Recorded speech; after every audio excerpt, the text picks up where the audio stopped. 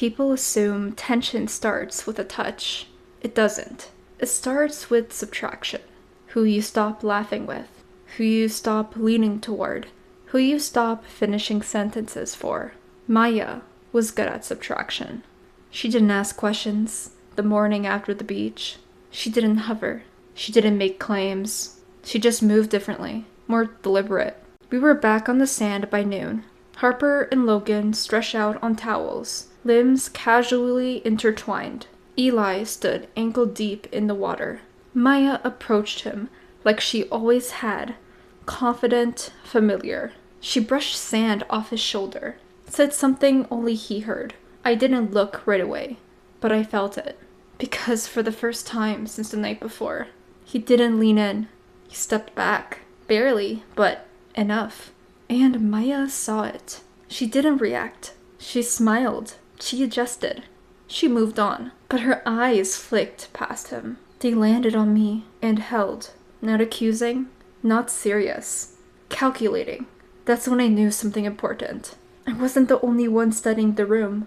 By the time the sun dipped lower, the sand had cooled just enough to sit comfortably. Harper and Logan were arguing lightly about where to eat later.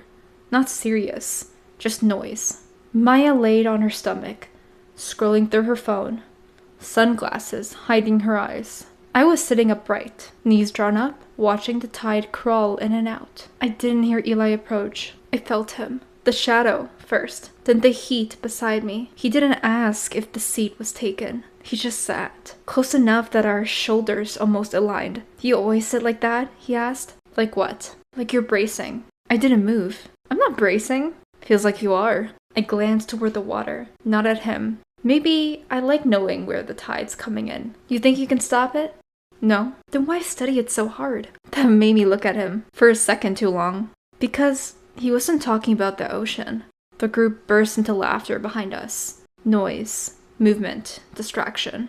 But the space between us stayed quiet. Then he said it, soft enough that no one else could hear. "You don't have to control everything." My pulse shifted. Just once. "I'm not controlling anything." "You're trying to." It wasn't flirtation. It was understanding. And that's what made it dangerous. Across the sand, Maya adjusted her sunglasses. She wasn't watching the water. She was watching us. And I knew. Subtle doesn't mean invisible.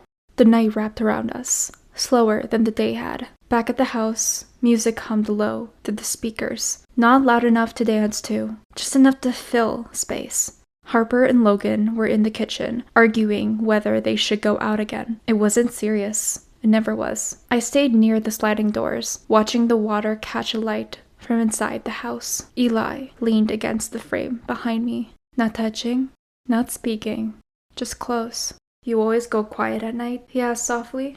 "I prefer it." He nodded once. "Me too." Simple. That's what made it easy. From across the room, Maya watched the angle of our bodies. Not the space between us, the alignment. That's the difference between insecurity and intelligence. She moved without hesitation. Crossed the room, slipped into Eli's peripheral vision, placed her hand lightly on his arm. "Hey," she said, with a smile that didn't quite reach her eyes. "Help me with something?" Her touch wasn't dramatic. It was familiar. History wrapped in muscle memory. Eli looked down at her hand, not startled, not eager. He glanced at me once, and then back at her. "What do you need?" he asked. "Neutral." Too neutral. Maya's fingers tightened, just slightly. "Just you." The word landed between all three of us.